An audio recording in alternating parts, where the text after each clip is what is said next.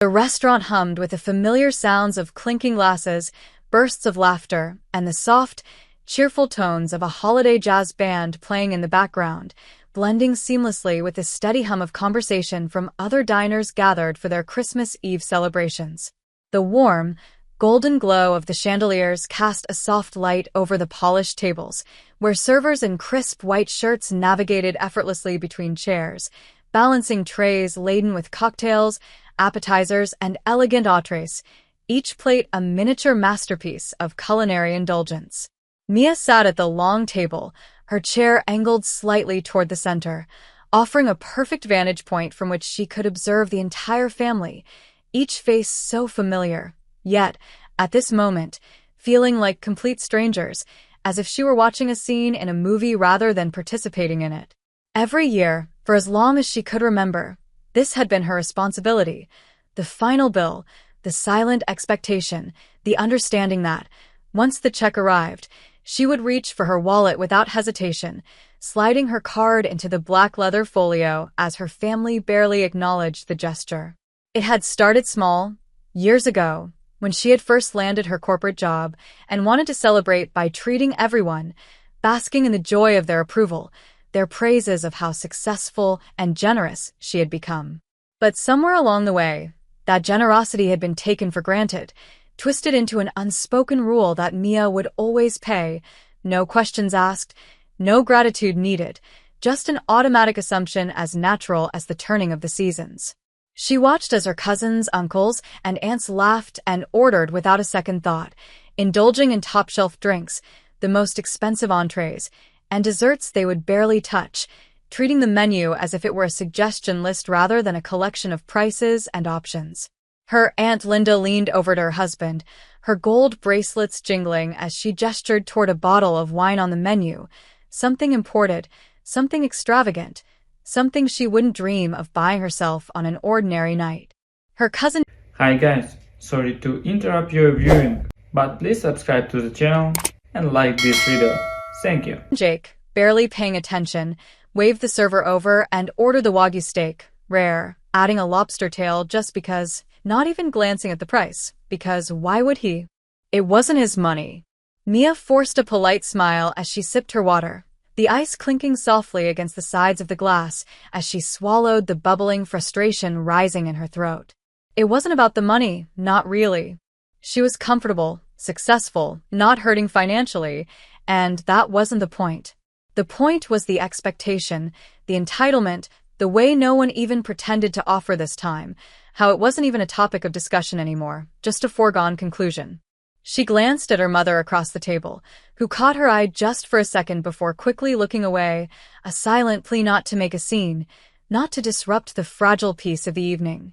With a quiet sigh, Mia excused herself, pushing back her chair and slipping through the crowded restaurant toward the hallway that led to the restrooms, needing a moment to breathe, to clear her head before she inevitably pulled out her credit card like a well-trained machine. She stepped into the dimly lit hallway, the noise of the dining room fading slightly, muffled behind the thick walls, and made her way into the ladies' room, grateful for the brief solitude. She turned on the faucet, letting the cold water run over her hands, grounding herself in the sensation, in the contrast between the chill of the water and the heat rising in her chest. Then she heard it. A voice, familiar yet sharp, floating through the slight crack in the door from the vestibule just outside the restroom. I mean, honestly, he's just our ATM at this point. Mia froze. Her breath caught mid-inhale, her fingers tightening against the cold porcelain of the sink, the words slamming into her like a physical blow, knocking the air from her lungs with an invisible force. She didn't need to peek through the door to recognize the voice. Her Aunt Linda. A laugh followed, casual, dismissive, the kind of laugh shared over a joke that wasn't really a joke at all, just a truth said aloud in a moment of careless honesty. I swear, every year, he just pulls out that card like it's nothing. Might as well be a walking bank account. Must be nice, right? Another voice, muffled but clear enough, her cousin Melissa, giggling in response. Yeah, no kidding. I don't even think he notices anymore. Just lets it happen. Mia's stomach twisted, her hands gripping the edge of the sink as she stared at her own reflection in the mirror, her face unreadable, a mask of stillness that hid the storm brewing beneath. She swallowed hard, willing the heat in her eyes to fade, refusing to let herself feel the sting of their words, refusing to let them see, to let them know that, this time, she had noticed. She took a slow breath, straightened her posture, rolled her shoulders back as if adjusting invisible armor. They thought she was blind, unaware, a fool playing right into their hands without a second thought. This Christmas, they were about to learn just how wrong they were. Mia smoothed the front of her dress, squared her jaw, and turned toward the door, her heartbeat steady now, her mind sharp, her plan forming with a cold, methodical clarity that sent a quiet thrill through her veins. She stepped out of the restroom, back into the restaurant, back into the glow of the chandeliers, the laughter, the music, and the waiting faces of her family, still drinking, still eating, still oblivious. She smiled, easy, effortless, as she slid back into her seat. This year, things were going to be different. Mia slid back into her chair with the ease of someone who had just returned from fixing her lipstick rather than someone who had just overheard her own flesh and blood reducing her to nothing more than a walking bank account. She picked up her glass, taking a slow sip of water, letting the cool liquid settle the fire burning low in her stomach, the heat of betrayal simmering just beneath the surface of her calm, practiced smile. No one at the table even glanced in her direction when she sat down, too engrossed in their conversations, too comfortable in their assumption that she would continue playing her role, too unaware that, in the space of a single moment, the rules had already changed. Linda, the same aunt whose words had carved into her just minutes ago, leaned across the table with that familiar, effortless arrogance, her fingers tapping lightly against the stem of her wine glass as she let out a dramatic sigh. "You would not believe how much we had to spend on repairs this year," she said, her voice carrying just enough weight to suggest she expected sympathy, maybe even an offer of financial assistance. The damn water heater went out, and of course, it had to happen right before winter. Mia tilted her head slightly, forcing an expression of interest onto her face, though every word that left her aunt's mouth felt like nails on a chalkboard now. "Oh, wow, that sounds rough," she said, her tone measured and polite, revealing nothing. "How much did that set you back?" Linda sighed again, this time adding a subtle shake of her head for effect. "A couple thousand at least," she muttered, swirling the last of her wine lazily in the glass. "And with everything else going on, Christmas shopping, travel expenses, property taxes, it just never ends, you know?" Mia nodded slowly, allowing her gaze to flicker across the table, taking in the carefully curated performance of middle-class suffering that her family loved to indulge in whenever they needed an excuse to justify their never-ending cycle of irresponsibility. Uncle Frank, who had just ordered his third old-fashioned without so much as glancing at the price, was nodding along sympathetically. Her cousin Jake, who had earlier requested both a Wagyu steak and a lobster tail like he was dining at a high rollers casino, chimed in about how brutal it had been trying to budget for the holidays. "Tell me about it," Jake muttered, leaning back in his chair as he took another swig of his drink. "Between my car payment, student loans, and everything else, I feel like I'm just barely getting by." Mia raised an eyebrow slightly, feigning concern, even as a sharp laugh threatened to push its way past her lips. Barely getting by, yet somehow he had no issue ordering a meal that probably cost more than an entire week's worth of groceries. She forced herself to nod again, playing the part, letting them dig the hole deeper without even realizing they were doing it. "So, what about you, Mia?" her mother interjected suddenly, cutting through the complaints with a pointed look, her attempt at redirecting the conversation away from its natural conclusion. "Work going okay? You still doing all right?" Mia took another slow sip of water, savoring the pause, letting them hang in the brief silence before she responded. "Yeah, things are good," she said, her tone light, almost dismissive. "You know how it is, busy, but can't complain." That was enough to satisfy her mother, but Linda's expression sharpened slightly, her wine glass now resting idly in her hand as she studied Mia with something close to calculation. "Well, that's lucky," she said, forcing a small smile, her voice laced with just enough passive aggression to set Mia's teeth on edge. Not all of us have the luxury of stability these days. Mia smiled back, just as forced, just as sharp. Yeah, lucky me, she said, her voice neutral but firm. Although, I guess luck doesn't really cover it. Hard work helps too. Linda blinked, the subtle jab hitting its mark, but before she could formulate a response, the waiter reappeared at the table, a bright, professional smile plastered across his face as he held up a notepad, ready to take any final drink orders before dinner arrived. Mia leaned back slightly in her chair, letting the moment settle, letting them all relax back into their usual comfort before she struck. Hey, if anyone wants another round, go for it, she said, her voice smooth, casual, inviting. Might as well treat yourselves, right? Jake, predictably, was the first to take the bait, raising his hand slightly as he glanced at the menu again. You know what? Yeah, I'll take another old-fashioned, he said, handing the drink list back to the waiter without a second thought. Actually, I'll take one too, Linda added, as if she'd been waiting for an excuse. And maybe another bottle of this wine for the table? Uncle Frank nodded in agreement, and soon, one by one, the entire table followed suit, placing fresh orders as the waiter scribbled them down quickly before disappearing back toward the bar. Mia felt a rush of something close to satisfaction as she watched them all indulge, completely unaware that they were walking straight into the exact moment she had planned for them. She picked up her own glass again, but this time, she wasn't trying to soothe the fire in her stomach. She was feeding it, letting it grow, letting it sharpen her focus as she sat back and listened to her family continue their usual performance, unaware that the curtain was about to fall. As the drinks arrived and the laughter continued, she felt an eerie sense of detachment settle over her, as if she were no longer truly a part of this table, no longer one of them, no longer willing to pretend. She swirled the ice in her glass, watching the condensation drip slowly down the side, watching them order and drink and enjoy without a single thought about what was coming next. They were so sure of their roles, so comfortable in the script they had written for themselves, so oblivious to the fact that Mia had decided, in the span of a single evening, that she wasn't just going to change the rules, she was going to burn the whole damn script. She laughed softly at something Jake said, pretending, playing along, smiling at the right moments, nodding in all the right places. She let them think she was still the same person they had always known. She let them think they were still in control. She let them think they were still safe.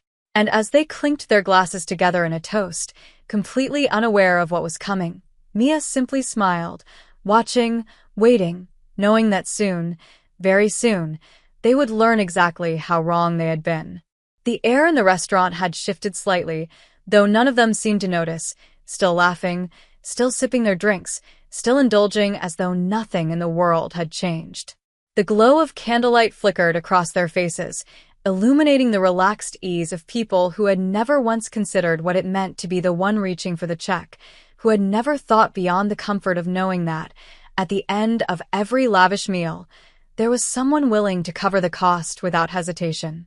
Mia swirled the last sip of her wine in the glass, watching the deep red color catch the light as she carefully concealed the fire burning in her chest, keeping her expression neutral, her posture relaxed, playing her role so convincingly that no one would have suspected that, beneath the surface, something entirely different was happening.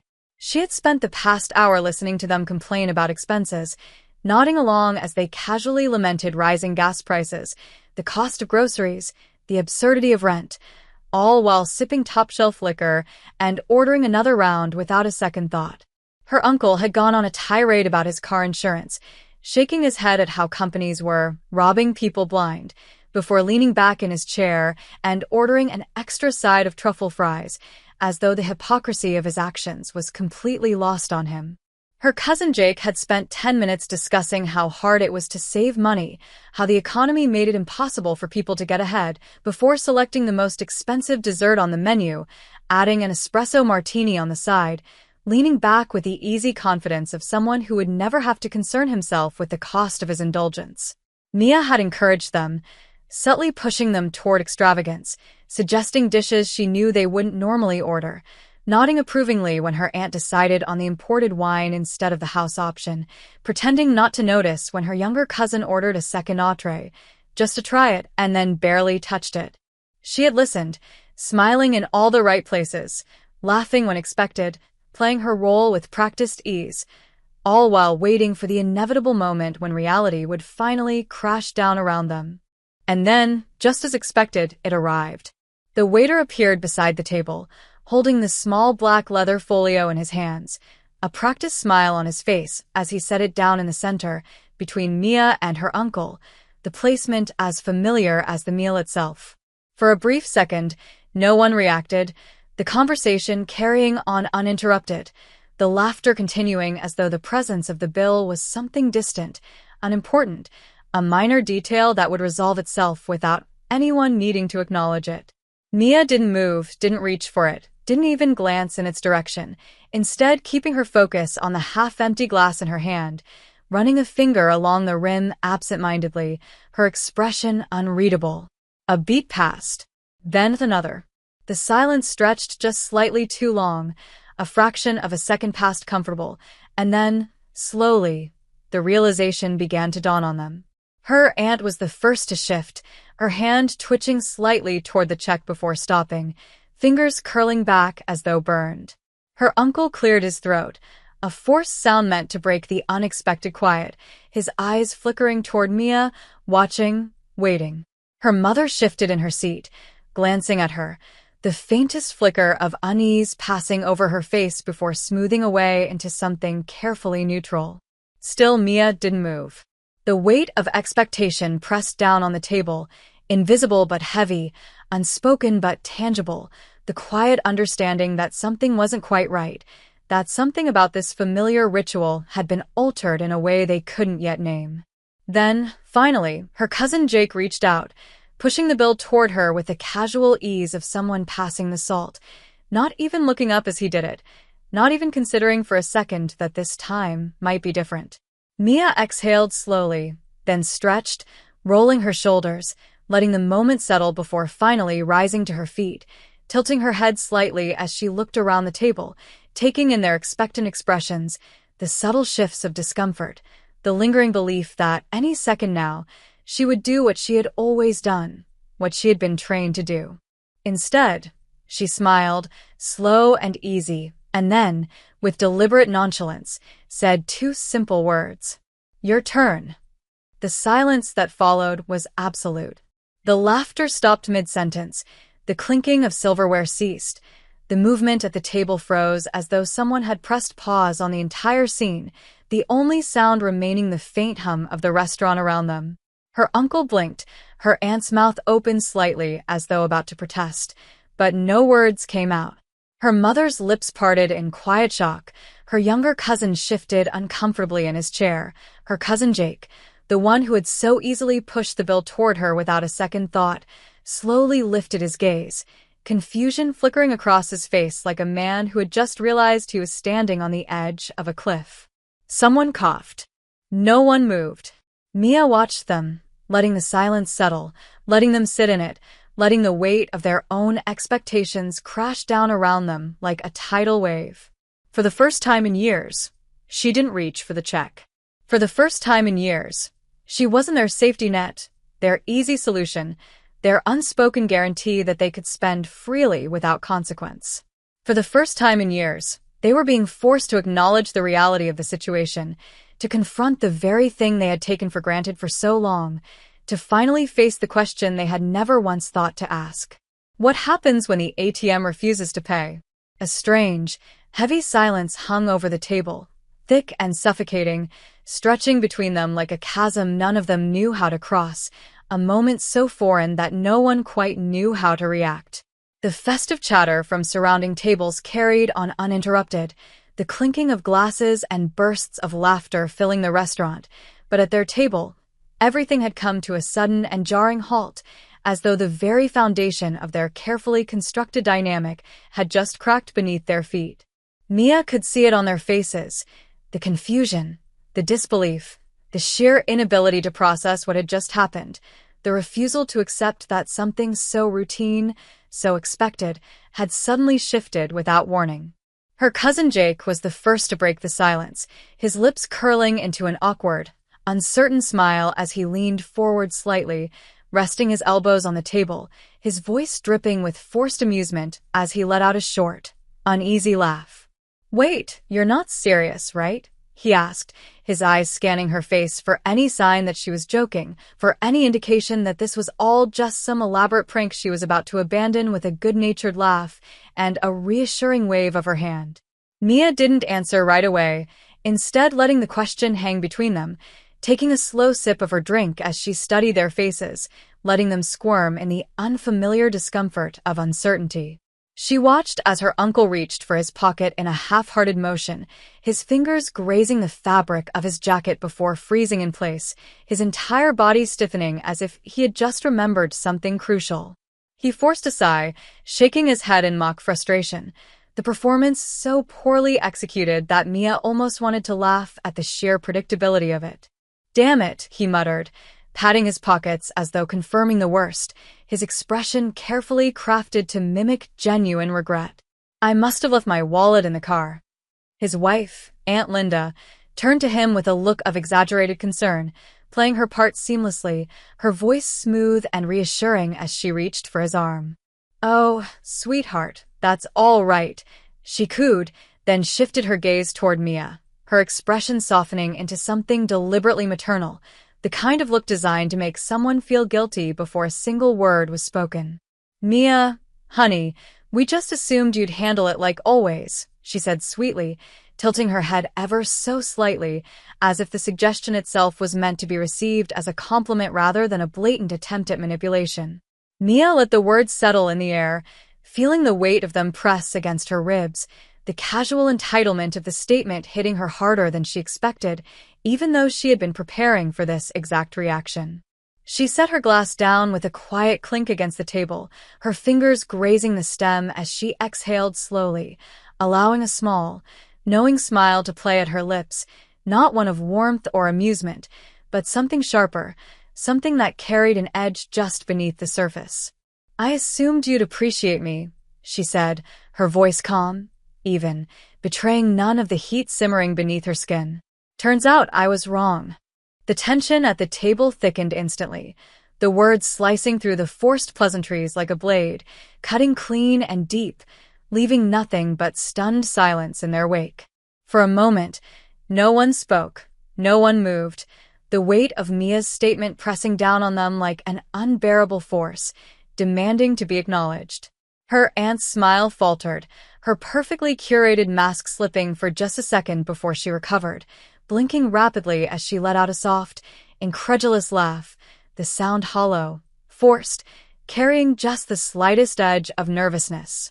"Oh, come on, sweetheart," Aunt Linda said, waving a hand dismissively, as though trying to swat away the uncomfortable truth lingering between them. "That's not fair. You know we all love you, we just—" She paused, searching for the right words, scrambling to find a way to reframe the situation, to twist it into something more palatable, something that would absolve them of any guilt. "We just assumed you didn't mind," she finished, her voice laced with forced innocence, as though the entire thing had been some harmless misunderstanding rather than a years-long pattern of exploitation. Mia arched a single brow, tilting her head slightly as she studied her aunt's face, the feigned sweetness in her voice failing to mask the underlying desperation creeping in at the edges. "You assumed I didn't mind?" she repeated slowly, as if testing the weight of the words, letting them sit between them, forcing her aunt to hear them aloud, to sit with their meaning. Aunt Linda hesitated, sensing the shift, sensing that Mia was no longer willing to play the role she had been assigned, no longer willing to participate in the charade they had constructed around her. "Well," her aunt tried again, her tone softening, taking on a note of quiet persuasion, "you always seemed happy to do it. And, I mean, let's be honest, Mia, you're doing well, aren't you? It's not like you can't afford it." The word struck a nerve, but not in the way her aunt had intended. Mia felt something cold settle in her chest, something that had nothing to do with money and everything to do with the fact that, to them, That was all she was, a resource, a financial cushion, a means to an end, nothing more. It wasn't about what she could afford. It was about the fact that they had never once considered whether she wanted to do this, whether she felt valued beyond what she could provide. A slow, measured silence stretched between them again. Only this time, Mia didn't rush to fill it, didn't soften the blow, didn't bend under the weight of their discomfort. Instead, she simply leaned back in her chair, folding her arms across her chest, letting them feel it, letting them really feel it for the first time in years. A sudden movement caught her eye as the waiter approached the table, his pen poised over his notepad, his expression politely expectant as he glanced around at the tense group, completely unaware of the storm brewing beneath the surface. "So," he said, shifting his weight slightly, his voice breaking the heavy silence, "how are we splitting this?" The moment the waiter's question left his lips, the table descended into a whirlwind of nervous glances, shifting postures, and barely concealed panic, the weight of the bill sitting between them like a bomb that had just been armed. Mia didn't move, didn't react, didn't offer them an easy way out, instead choosing to sit in perfect stillness, watching, waiting, allowing them the space to reveal exactly who they were when confronted with even the slightest inconvenience. Her cousin Jake, who had been lounging comfortably just moments before, suddenly straightened in his seat, reaching for his phone in exaggerated motion, as though something of great importance had just demanded his attention, his fingers moving quickly across the screen as if he could somehow text his way out of this situation. Aunt Linda, ever the dramatist, let out an incredulous laugh, shaking her head as she placed a hand over her chest, as though she had just been personally betrayed in a way she could never have expected, despite years of reinforcing this exact dynamic. "Well, this is a little ridiculous, don't you think?" Aunt Linda said, her voice teetering on the edge of forced amusement, but with just enough tension underneath to reveal the growing panic that had begun to coil inside her. She let out another hollow chuckle, shaking her head, before turning to Mia, her eyes wide with exaggerated hurt, her lips curling into something meant to resemble a smile but failing spectacularly. "Mia, sweetheart, after all we've done for you, you're really going to do this now?" Mia exhaled slowly, her fingers tapping idly against the side of her glass as she tilted her head slightly, as if considering the statement, as if weighing the truth of it against the years of unspoken expectations that had led them to this exact moment. She let the silence linger, let it press down on her aunt's shoulders, let it stretch long enough for the discomfort to truly set in before offering the simplest, most cutting response she could muster. "Like what?" she asked, her voice calm, measured, betraying none of the heat bubbling just beneath the surface. The effect was immediate. Aunt Linda blinked, her mouth opening slightly before closing again, her eyes darting to her husband as if searching for some kind of backup, some kind of reinforcement, but none came. The silence that followed was deafening, stretching across the table like an ever-expanding void, growing heavier with each passing second as Mia's question hung in the air, unanswered, exposing the hollowness of her aunt's claim with brutal efficiency. Mia watched as her mother shifted uncomfortably in her seat, as her uncle cleared his throat but said nothing, as her cousin Melissa pretended to be very interested in the condensation on her water glass, running a single finger along its surface, as if the entire world outside that tiny droplet of water had suddenly ceased to exist.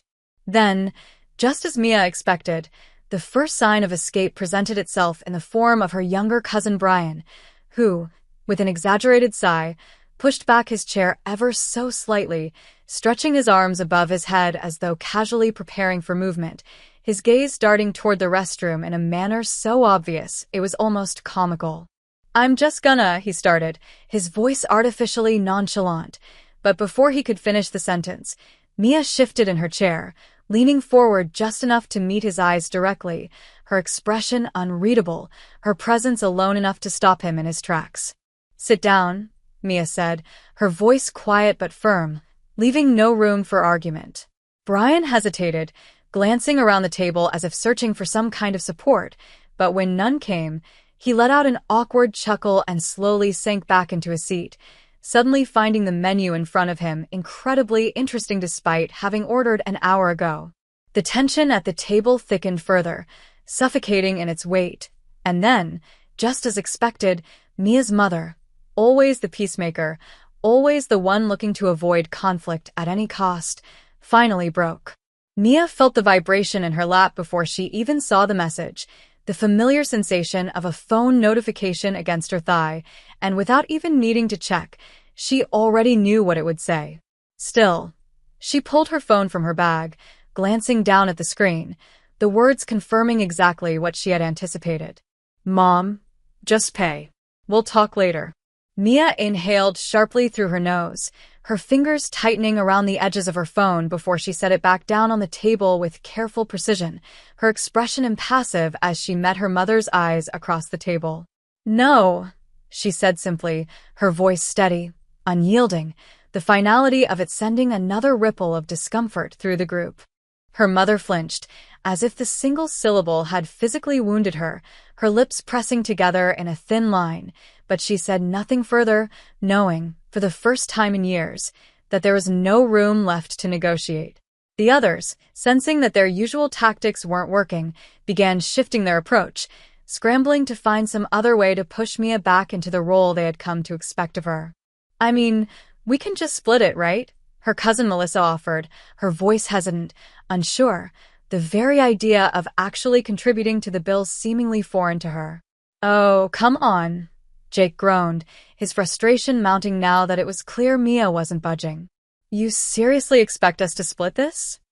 "That's usually how restaurants work," Mia replied smoothly, arching a single brow as she picked up her glass once more, sipping her wine with deliberate ease, letting the taste settle on her tongue as she watched the cracks in their carefully curated entitlement begin to spread. The bill remained untouched, sitting in the center of the table like a landmine no one wanted to trigger, the reality of it becoming more unbearable with each passing second as they frantically passed it between them, each person looking for someone else to take responsibility, each person realizing, with growing horror, that the usual solution was no longer available to them. Mia let them scramble, let them sit in the mess they'd created, let them feel, for the first time, the burden they had so carelessly placed on her shoulders year after year without a second thought. Then, finally, she leaned forward, folding her arms across her chest, her gaze sweeping across the table with quiet amusement as she spoke the words that would solidify her stance once and for all. "Oh, come on," she said, her tone light, teasing, almost playful, but carrying an unmistakable sharpness just beneath the surface. "You all said it yourselves. I'm just the ATM. So let's see what happens when the ATM runs out of cash." The silence at the table stretched impossibly long, so thick and weighted that even the holiday music playing softly through the restaurant speakers couldn't lighten the oppressive tension settling over the group. The bill still sat untouched in the center of the table, an unspoken challenge, an undeniable reality none of them wanted to face, reminder that the rules had changed whether they liked it or not.